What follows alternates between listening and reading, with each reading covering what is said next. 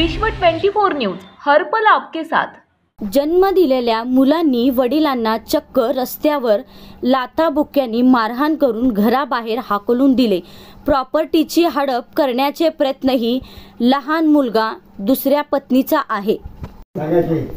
आज आपण येळापूर या गावामध्ये आलेले आहे। आपल्या बरोबर जे परसेट्टी काका आहेत तिने आहेत प्रॉपर तुळजापूर तालुक्यामधले सिंदगाव या गावातले आहेत। त्यांच्या मुलांनी त्यांना गोडी गुलाबी लावून 15 लाखांची त्यांच्याकडनं वसुली करून घराबाहेर हाकलून दिलेला आहे। आपल्या बरोबर ते काका आहेत, त्या काकाकडनं आपण जाणून घेऊया की नेमकं काय काय प्रसंग त्यांच्या बरोबर घडलेला आहे किंवा त्यांना घराबाहेर कसं लाथा मारून काढलेला आहे ते पूर्ण आपल्याला सांगणार आहेत। आपण जाणून घेऊया। काका आपलं नाव काय? नाव काय आपलं? महादेव अण्णाप्पा परसेट्टी। मला सांगा, आपल्या बरोबर ही जे अन्याय चाललंय हे तुमच्या पोरांना अन्याय करतोय ह्याच्याबद्दल आपलं काय मत आहे? काय मत आहे? आम्हाला काय तर पुढे कसं जगायचं हे आपलं पुढे काय तर लाईन लावायचं असं त्यांना ठरवायचं। मग ह्याचं काय त्यांचं तोंडे इथे ते तेवढं आपल्याला चौकशी करायचं। चौकशी करून का म्हणते ते आपण ऐकायचं। नाही तर जमीन तर माझ्या नावावर करा, नंतर प्लॉट तर घर माझ्या नावावर करा, नसलं तर 5-6 लाख तर माझ्या नावावर ठेवा। हे तिन्हीपैकी कोणतरी एक वस्तू तुम्हाला कोणतं पडते ते करा, असं माझं म्हणणं आहे। मग मला सांगा, तुम्ही पोरांना आतापर्यंत सांभाळलात, पोरांना काय काय दिलात?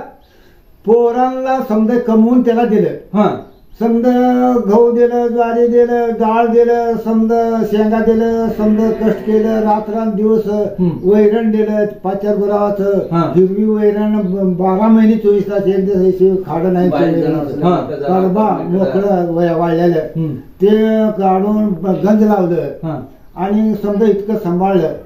त्यांनी सांभाळून सुद्धा त्याचा विचार केला नाही ते आणि त्याचं चौकशी हे आपलं मानलेले ते आम्हाला घराच्या बाहेर हाकाला पट्टी केले। एक कशासाठी केलं तुम्ही? का मी जुना केलो? मी उलट तुम्हाला बाहेर काढावं का मला तुम्ही बाहेर काढायचं? हे कारण मला हे मुद्दा मला चौकशी करायचं। हे चौकशी केल्यामुळं तुम्ही ह्याचं मार्ग काय करायचं, सांभाळायचं आहे का नाही? हे आता 3री वेळ झालं। 2 वेळा मुली आले, समजा चौकशी करून लिहून घेतले, समजा सांभाळतो म्हणले, पुन्हा म्हणले की ते थोरल्या मुलाकडे जावा। ते मुलगा पलाटी केलेले आहे, 14.5 लाखाला 2 गुंठे जागा विकलेली आहे, त्यांच्याकडून पैसे घ्या, 2 लाख ठेवा तुमच्या नावावर या असं त्यांनी म्हणायला लागले ते। मग त्यांनी कट किती केले? त्यानं ऑपरेशन केला, 40,000 रुपये खर्च करून ऑपरेशन केला, मोठे खर्च घालून खाड करून खानावळे करून सुद्धा त्यानं ऑपरेशन केलं त्याने बसून। कोण? ते थोरला भाऊ, थोरला पोरगा। आणि ऍक्सिडेंट झालं, ऍक्सिडेंट झाल्यामुळं ते पाय मोडलं होतं, त्यानं खर्च केला, म्हणजे त्यानं खर्च केला आणि जमीन त्यानं 1.5 एकर घेऊन माझ्या नावावर जमीन केला त्यानं, कष्ट करून त्यानं हाताच्या ह्याच्यावर इतके। मग त्याच्याकडे जावं म्हणून मी काय म्हणून जाऊ त्याच्याकडे काय चुकी आहे? तुम्ही त्याच्याकडे जावं म्हणता, कसं जायचं?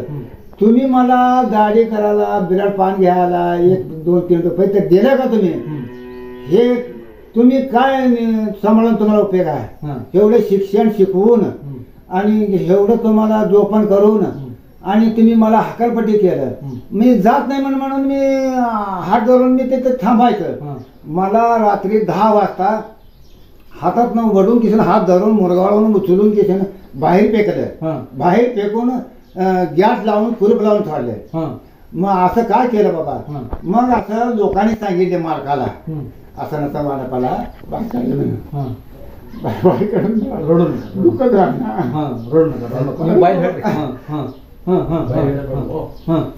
मालकाने येऊन घेतले नाही तर देव घडते, देव घडते एकच होती। 1.25 महिना मी एकटं राहिलो, 1.25 महिना 1.5 महिना आणि ते पगार सुद्धा घेऊन गेले त्याने मालकाकडून। मग असं मी दोघं एजंटकडं व्याजाने पैसे टाकलं होतं, 50,000 आणि दुसरीकडे मी व्याजाने टाकलं होतं। माझं डेअरीला 10 म्हणजे महिन्याला 1,500 रुपये असं वर्षभर आणि जमिनीचं उत्पन्न त्यांच्याकडं, विमाचं पैसे त्यांच्याकडं, आणि माझं पगार सुद्धा 70-80 हजार रुपये पगार त्यांनी घ्यायचं. आणि मला असं कसं करता, कारण काय आहे मला बाहेर काढायचं तुम्ही सांगा आणि तुम्ही दाखवा मला. एवढं मला बोलायचं, बाकीचं काय. मग आम्ही केलं, समजा झालं, पण ह्याच्यामुळं मार्ग काय आहे एवढं दाखवा मला. पण हे काय तुम्हाला खाऊन मस्ती आले बाहेर काढायच्या वेळाला, खाऊन तुम्ही माजलो, सोन्याचं घास तुम्हाला कमी नाही. त्या पोराला कधी पोट भरून आण मिळालं नाही त्या वेळाला, ह्याला सांभाळलो. आणि ह्याला मी 2-3 वेळाला मारलं, अपंड मारलं, बरं असं करू नये म्हणून. मग त्याला नुसतं शब्द सुद्धा बोललं नाही. बोलायचं लांबच गेलं तर मारलं नाही, अजून त्याला हात लावला नाही. मग त्यानं माझं खाणं पिणं काढतो का तू, खाणं पिणं काढलं तर मग तुला म्हातारपणी लाचाना ना तो कोण विचारली त्याला. तुम्हाला बायको म्हणते, कुणाची बायको म्हणते? माझी बायको. आणि ते एक तिथनं म्हणजे घर बांधकाम चालू होतं. घर बांधकाम चालू होताना इकडं हिरीचं पाणी त्या हिरी सोडलं, आणि 400-500 लिटरचं सिमेंटचं टाकी होतं. ते टाकीमध्ये भरल्यावर बंद करा, वाट बंद करा. बरं भरल्यावर बंद केलं आणि तिकडून काय इतर केले माय लेकराने. आलं तसं गवंडी होतं, इथं गवंडी होतं, आलं की बंद केलं का, बंद केलं. हिच्या आईचं दळायचं असं म्हणलं, शिवागाला गेलं, गवंडी देखत म्हणलं, आणि ते गेलं तिकडं. आणि ते बायको आले, इतकीने तुला घातलेला उपकार फेडला का रे, इतकीने तू घातलेला मला, तुला घातलेला उपकार फेडला का, तू तुझ्या बापाचा आणायचं घरचे आणून घातले का, माझा आण मला. बरं तुला कधी त्रास केलाय का, काम कधी केलं नाही म्हणलं का, माझ्यावर का कर्ज आहे म्हणून तुला त्रास आहे का, आणि माझ्यावर पैसा ठेवलाय बँकेत म्हणून तुम्ही असं मला त्रास करता का, कुणाला लेखाला देता, लेखीला देता म्हणून असं ह्याच्या करता कारणानं भांडणं करायचं. मग तुम्हाला घरामध्ये घरचं कर्ज नाही, मग त्याच्याकरता तुम्ही कर्ज केलं म्हणून त्याच्याकडे का भांडण आहे. आणि तुम्हाला मी एवढं कामात धंदा तुम्ही करता न करता म्हणून हे मी का बोललो बशा नाही. मग तुम्ही का मला बाहेर काढलं, कशा करता काढलं, एवढंच आम्हाला हे करायचं बाकीचं. मग मला सांगा, पोरांना तुम्ही आतापर्यंत एवढं कमवून दिलात, पोरांनी तुम्हाला तुमच्यासाठी काय केलं? काय केलं नाही, काय केलं नाही, काहीच केलं नाही, काहीच केलं नाही. तुम्ही इथली जे जागा घेतलं ती जागा तुम्ही घेतलं तर पोरांनी घेतलंय? मी घेतलेलं आहे. तुम्ही घेतलेलं आहे? मी घेतलेलं आहे. 10 वर्ष त्यानं कमविलं. काय केलं मी, पुण्याला गेलं 1 वर्ष, ते मला परवडत नाही म्हणून आला, पुण्याला आला, पुण्याला मला होत नाही म्हटला. इथं मोठे पडला तर दूध डेअरीवर, तिथे 1 वर्षभर केला, मला परवडत नाही म्हणला. गावात आमच्या समाजामध्ये मास्तर म्हणून ठेवले, ते बी मला होत नाही म्हणला. आणि ड्रायव्हर म्हणून जीप गाडीचं त्याने शिकला, लायसन मिळालं, ते बी मला जमत नाही म्हणला. आणि पोस्टमॅनचं त्यानं कोर्स घेतला, त्याने बी मला होत नाही म्हणला. पोलिसचा बी कोर्स घेतला, त्याने बी मला होत नाही म्हणला. असं बाबा सांगितलेलं ऐकत जा, जरा मार्ग लागत जा. आम्हाला माझ्या मनात मी किती कमी किती अंगाच्या घाम गाळून जरा लाग मिनिटीत जा म्हणलं, मिनिटीत गेलं नाही. शाळा मास्तर हो म्हणलं तर शाळा मास्तर झालं नाही. मग एवढं शिकवून तुला का फायदा झाला म्हणतं, एवढं शिकवलं आणि पुढे आणि म्हणजे भिकायला लागल्याने. समजा आमचं घरचं का नामना ठेवलं का तुम्ही, घरचं तुम्ही काय कोणी सुद्धा त्याला मानत नाही देता. कशाला कारण नाही, कारणाला नाही, ह्यांनी केले, तिथे जरी लग्न केले, काय कुठे काय नाही. मग असं आमचं घरचं काय पत राहिलं. आमचा समाज कोणता आहे, आमच्या समाजाप्रमाणे आम्ही कसं राहावं, कसं वागावं असं तुला कळायला पाहिजे. असं मी म्हटलं तर त्यांनी ऐकायला नाही ते. मग त्यांचं म्हणणं काय, खाया प्यायचं काढलं तुला बघतोच माझ्या हातात आहे, तुझ्या आईला म्हणून असं काय बी हलकट बोलत. मग असं बघा मला केले ते. मग त्यांनी कसं काय मला काय केलं नाही ते काय नाही, एक पैसा सुद्धा मला काय केलं, दवाखाना सुद्धा तर कधी कधी. मला एकच सांगा, आज तुम्हाला कुणाकुणापासून त्रास होत आहे, कोण कोण एक त्रास देणार आहे तुम्हाला? त्रास कोण नाही, फक्त माय लेकरा आणि दोघांनाच. आणि ते लेकीला ह्याने शिकविले आहे ना, लेकीला. मग शिकवल्यामुळे पहिलं घर बांधकाम करताना त्या वेळेला काय झालं, असं वेगळं केलं. वेगळं केल्यामुळं मग मी 1.25 महिने 1.5 महिने ह्यांच्यात जेवून होतो. त्याचं पगार मी घेतले, पगार घेतले. आणि मी ते घरी जायचं ना, मग ते फिर्याला कळालं लेकीला. ते लेकीने काय म्हणले, आई आणि भाऊ तसं करायचं नाही आमच्या समाजामध्ये. पाया पडा, चुकलं माझ्याकडं माफ करा, पाय पडा, मग तेव्हा ते आप्पा येणार येते, मग तेव्हा शिवी येत नाही ते. असं म्हणल्यामुळं चुकलं माझ्याकडं, पाय धरले, माफ करा म्हणल्यावर मग गेलो. आणि वर्ष 10 महिने, वर्ष 2 वर्ष 1.5 वर्ष घालवलं, पण आम्ही असा केले. मग आता पोरग काय करतंय? कुठं आहे तुमचं पोरग? पोरग आता बँकेत अकलूजला बँकेत काय करतोय? ते बँकेत काय म्हणून आता बँकेत आहे, शिपाई म्हणून आहे का हे म्हणून आहे, कोणा आम्हाला तर का माहिती आहे का तेवढं. मग मी 2दा गेलतो तिथं देतीकडं. मग त्यांनी असं कसं काय करायचं आप्पा. मी म्हणलं तुला आई पाहिजे का बाप पाहिजे? मला आप्पा आई पाहिजे. मग आप्पाला वाऱ्यावर सोडायचा का तुमचं? मग गप्पच बसले. मला आप्पाचं काय हे नाही, विशेष घ्यायचं नाही असं म्हणलं. मग ते आलं मुकाट्यानं. पण आम्ही दुसऱ्या वेळी गेलो आणि दुसऱ्या वर्षी पण तसं काय हे केलं नाही. ते मानले नाही, ते बोलले नाही, ते काय सुद्धा नाही. ते सासऱ्यानं जीव गाठलं, मुकाम केलं आणि निघून आलो. असं केलं बघा. स्टॉप. आज आपण येळापूर या गावामध्ये आलेला आहे.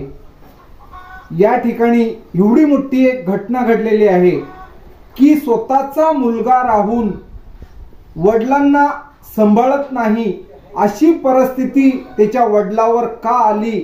आपल्याबरोबर या ठिकाणचे पाटील काका आहेत. काकाकडनं आपण जाणून घेऊया की नेमकं या आजोबा बरोबर त्यांच्या पोरांनी काय काय कथा केलेलं आहे हे आपण जाणून घेऊया. काका आपलं नाव काय? माझं नाव जयसिंगराव बाबूराव कदम. मला सांगा, जे परिस्थिती आहेत ना, त्या परिस्थिती किती वर्षापासून तुमच्यापाशी आहे? माझा 18 वर्ष झालं ते कामाला आहेत. माझे शेती काम करतात ते. 18 वर्ष झालं माझ्यात आहेत. मग मला सांगा, आता 18 वर्षापर्यंत आहेत ते. 18 वर्षापासून त्यांनी इथं नोकरी राहत होते. नोकरी राहून ही जे पैसे वगैरे देत होते किंवा पैसे वगैरे कोण घेत होता त्यांच्यापासून? त्यांचा धाकटा मुलगा कलमेश्वर परशेट्टी हा पगार माझ्याकडून न्यायचा. किती पगार न्यायचा? तो आठवड्याला पगार द्यायचो मी. जे काय त्यांची रक्कम ठरलेली असायची ती आठवड्याला शनिवारी बाजारासाठी घेऊन जायला मी द्यायचो त्यांची रक्कम सगळी. मग अजून काय काय त्यांच्या बरोबर काय काय घडलेलं आहे थोडं सांगा. थोडं आता ते रात्रीचं त्यांनी काम केलेलं ते सुद्धा मी ते धान्याच्या स्वरूपात त्यांना द्यायचो. ते वर्षभर त्यांना ते धान्य पुरायचं. ज्वारी, गहू, शेंगा, लसणापासून जे काय माझ्या तिखट, साखर, जनावर सांभाळायचं त्यांचा चारा सुद्धा माझ्यातून ते द्यायची. तो मी देत होतो त्यांना.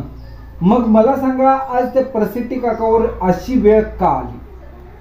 अशी वेळ म्हणजे आता ते त्यांची मुलं सांभाळत नाही, त्याला आता मी काय करणार? नाही, नेमकं त्यांच्यावर काय अन्याय होते हे तुम्ही सांगा. ते अन्याय काहीच नाही. तुम्ही अन्याय म्हणजे त्यांचं मत आहे की त्यांना दुसऱ्या मुलांना सांभाळावं. दुसऱ्या मुलांना सांभाळावं. पण आतापर्यंत त्यांनी कष्ट केले सगळं ह्यांना दिलंय. पूर्ण दिलेलं आहे. पूर्ण दिलेलं आहे. आतापर्यंत आपण किती लाख त्यांना दिलेले आहे असे त्यांच्या कामाच्या स्वरूपामध्ये? आतापर्यंत त्यांना तसं त्या कामाच्या स्वरूपात म्हणलं तरी 12-15 लाख रुपये त्यांना रोखीने दिले असतील. 15 लाख रुपये 18 वर्षात. 18 वर्षात कम्प्लीट 18 वर्षात तुम्ही 15 लाख दिला. 15 लाखाच्या आसपास. त्याचे कमी असतील, थोडे जास्त असतील. पण बाकीचं सगळं धान्य किंवा ती गुरा सांभाळून त्यांचा चारा देऊन मी एवढे पैसे दिले त्यांना. आज आपण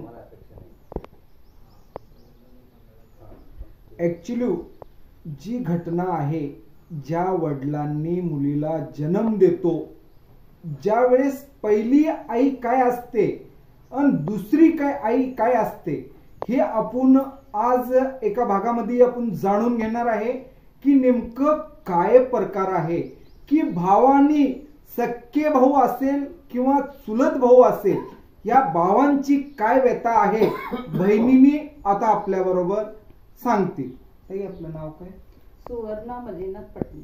मला सांगा, आज तुमचे वडील आहेत. तुमच्या वडिलांनी तुमच्या भावांनी वडिलांना घराच्या बाहेर काढलेलं आहे, याच्याबद्दल आपलं काय मत आहे? असं काढू नये हा. हा काढून ह्यानी इतके दिवस त्यांनी काम केलं, सगळं केलं. त्याला दिले लहान भावाला कलमेश्वर परशेट्टी. आणि त्यांनी हे काय केलं लास्ट, वडिलाला बाहेर काढलं म्हणजे हे चांगलं नाही. मग मला सांगा, आपण त्यांची मुलगी म्हणून आपलं काय मत आहे ह्या गोष्टीबद्दल? मत हे वडिलाला हे ना बाहेर काढून एवढ्या दिवस इथं ठेवलं होतं. आता ह्या वयामध्ये बाहेर काढणं चांगलं नाही. ह्याला काय तर हे करायचं. काय करायचं? काय करायचं म्हणजे ते कठोर शिक्षा द्यायचं. कठोर शिक्षा द्यायचं. ह्याला काय इतके दिवस करून आता ह्यानी कुठं राहायचं? त्यांनी कुठं राहत नाहीत लेकीपाशी. मी राहत नाही, तुम्हाला काही दिलं नाही, एवढ्या दिवस तुम्हाला काही केलं नाही मी. मग मला सांगा, तिने भावाच्या नात्यामध्ये तुम्हाला कधी माहेरला बोलवला होता का? इकडे कधी या पाहुणचारी करून जावा किंवा असं काय आहेर वगैरे, साडी लुगडं वगैरे काय असेल असं काय केलंय का? तिनं आणून बोलवून केलं नाही. आम्ही कधी तर एकदा 5 वर्षाला एकदा येऊन केल्यावर साडी केली फक्त साडी. हे भाऊ मोठा भाऊ सगळं केलंय, वटी बांधायचं सगळं त्यानं केलंय. मोठ्या भावाने केलं. ह्यानं शेत खाऊन लहान कधी येऊन काही केलं नाही, चोळी केलं नाही, काय केलं नाही. कधी पाळण्यात नाही, बाळात पण केलं नाही, काहीच केलं नाही. मग तुमच्या वडिलांच्या नावाची जमीन त्याच्या नावावर आहे. ती जमीन वडिलांची जमीन त्याच्याच नावावर ठेवायचं काय वडिलांच्या नावावर करायचं? वडिलांच्या नावावर करायचं. जमीन किंवा एवढ्या दिवस पैसे कमवलेले सगळे द्यायचे वडिलाला. नाही संभळत, त्यांनी संभळत नाही, आम्ही हाकलून त्याला बाहेर काढणार आहे असं म्हणले त्यांनी. मग त्यांचं काय तर करायचं. एवढ्या दिवस कमवलेले पैसे त्यांना द्यायचं. मग शेत त्यांनी करू किंवा ना करू, ते आशेपर्यंत त्यांच्या जवळ खाणार त्यांनी वडील. आशेपर्यंत शेत खाणार दोघा भावाचं. आणि ते पैसे एवढ्या दिवस कमवलेले त्यांना द्यायचं. ह्यांनी नाही सांभाळले तर त्यांनी हाकलून गेटच्या बाहेर रात्री 10 वाजता काढले वडिलाला. हे तक्रार आहे माझी. नाही, त्यावेळेस तुम्ही पोलीस स्टेशनला गेलो होतो का? वडिलांनी पोलीस स्टेशनला गेले होते का? तेव्हा गेलते का नाही की गेले असतील, सांगितले असतील, पण त्यांचं ऐकले नाहीत कोण. पोलीस स्टेशन पण काय दखल घेतली? ऐकले नाहीत त्यांनी. दखल घेतली नाही. त्यांचं वय झाले म्हणून त्यांनी कोणी तेवढं हे केलं नाही. त्यांना काय वाटलं कोण नाही, कोण विचारणार नाही. मग ह्याला एवढ्या दिवस केलेत. म्हाताऱ्या माणसाला एवढ्या ह्या परिस्थितीत कसं काढायचं बाहेर? गेटच्या बाहेर 10 वाजता काढले त्यांना. रात्री 10 वाजता. रात्री 10 वाजता. तुमचा संबंध नाही, तुम्ही माझ्या ह्याला मेला, तुम्ही माझ्या मातीला यायचं नाही, त्यांनी आमच्या मातीला जायचं नाही असं म्हणले त्यांनी. असं सांगितलेलं? असं सांगितले, पण आम्ही सांभाळत नाही बापाला सांभाळत नाही असं क्लिअर म्हणले त्यांनी. मग मला सांगा, आता आपली बहीण म्हणून किंवा त्यांची मुलगी म्हणून आपली पुढची भूमिका काय राहणार? समजा वडिलांना नाही तिने सांभाळले, वडिलांचं काहीच नाही बघितले किंवा शेत त्यांच्या नावावर नाही झालं, तर तुम्ही काय पुढचा विचार काय करणार? पुढचं काय सगळं शेत विकून टाकतो आम्ही. त्याच्या नावावर आहे ना, ते कसं विकणार तुम्ही? ते करावं लागते. करायचं असं त्याच्या नावावर असल्याला करायचं. ह्यांच्या नावावर करून काय तर करून ते विकून टाकायचं. कुठं का काय ना आम्ही बघतो बहीण, नाहीतर त्यांनी राहिनात का? त्यांचा निर्णय ते. दोघा भावाची जमीन आम्ही विकून टाकतो. नाही त्यांनी सांभाळलं. त्यांची काय इच्छा, मी इतके दिवस ह्या लहान लोकाला दिला, आता का बरं मोठ्या लोकांकडे? आता सध्या सांभाळ म्हणताना काय सांभाळवत? त्यांनी काय करावं? इतके दिवस एवढं दिले, 7-8 लाख रुपये त्यांना कमवून सगळं केले. मग आता काढ म्हणल्यावर कसं काढायचं सगळं?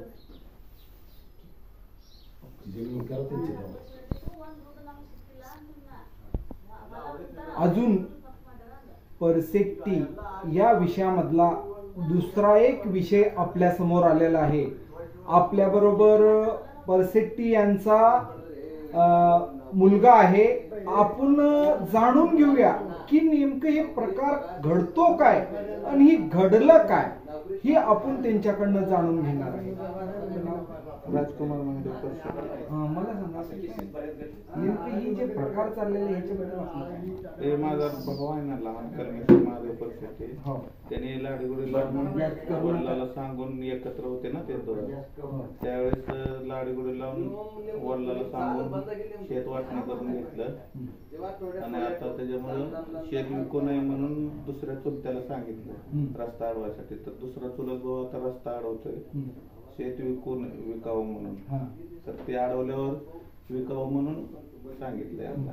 तर आता विकू देत नाही म्हणून घरातून बाहेर काढल्या म्हणून सांगितलं मला. मग मला सांगा, जे जमीन आहे ही जमीन आपण कोणत्या आधारे त्यांच्या नावावर केलेलं आहे? बक्षीस पत्र केलं. बक्षीस पत्र केलेलं आहे. आणि किती वर्ष झालं जमीन नावावर? जमीन 2018ला केलं. 2018ला केलेलं. तेव्हापासून आतापर्यंत व्यवस्थित सांभाळत होते. आणि शेत विकायचं म्हणून सांगितल्यावर मी म्हणलं शेत विक तुझं विकायचं असेल तर, पण आपल्याला विचारून विक म्हणलं कलमेश्वर महादेव परिषदेला. तर तो म्हणला वडिलांच्या नावावर पैसे ठेवत नाही, मला शेत विकायचंय. तर मी म्हणलं पैसे नावावर ठेवायचे नसेल तर शेत विकायचं नाही. त्याच्यामुळे शेत विकलं तर ठीक, नाही तर मी वडिलाला सांभाळत नाही म्हणून घरातून बाहेर. कसा घरात होते आपण शेत विकू देत नाही म्हणून जाऊन मोठ्या पोराला सांगा म्हणून सांगितलं शेत विकायचंय म्हणून, पैसे ठेवत नाही नावावर. नाही सांगत म्हणल्यावर मग धक्के देऊन बाहेर काढले. मग धक्के देऊन बाहेर काढल्यानंतर आपण संबंधित पोलीस स्टेशनला गेले होते. वडील गेले होते. काय झालं? जाऊन अर्ज देऊन आले. मग काय केले? अर्ज दिला की त्यांना बोलवून घेतलं आणि ते जास्तच बडबड करायला लागले. ते म्हणले तुमचे तुम्ही बघा काय असेल. पोलिसांनी पण दखल घेतली नाही? दखल घेतली. मग किती वेळ किती वेळेपर्यंत तुम्ही पोलीस स्टेशन मध्ये बसला? पोलीस स्टेशन मध्ये वडील गेलते.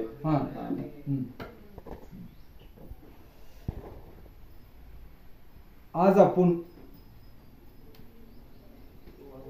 जे प्रकार आहे, आज पोटाच्या मुलांनी वडिलाला सांभाळत नाही, ही किती दुर्दैव बाब म्हणायचं.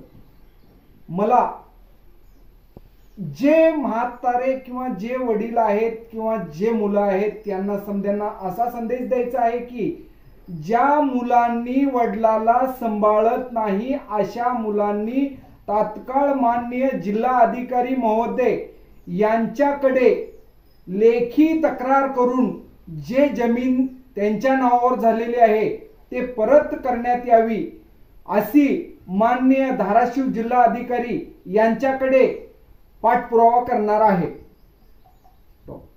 आपण जाणून घेतलेलं आहे की येळापूर या पोलीस स्टेशनचा काय कारभार आहे किंवा येथले पोलीस प्रशासन काही झोपीचं सोंग घेत आहेत का? एखाद्या म्हाताऱ्याला स्वतःच्या लेखानी रात्री घरामधनं 12 वाजता बाहेर काढतो, या माणसानी पोलीस स्टेशनला जातो, दाद मागतो, तरी पोलीस प्रशासनाने झोपीचं सोंग घेत आहे. अशा पोलीस प्रशासनावर योग्य ते कारवाई करावी अशी मागणी त्यांच्या कुटुंबाकडनं करण्यात आलेली आहे. धाराशिव जिल्ह्याचे जिल्हाधिकारी कीर्ती किरण पुजार साहेबांना माझी एक कळकळीची विनंती आहे.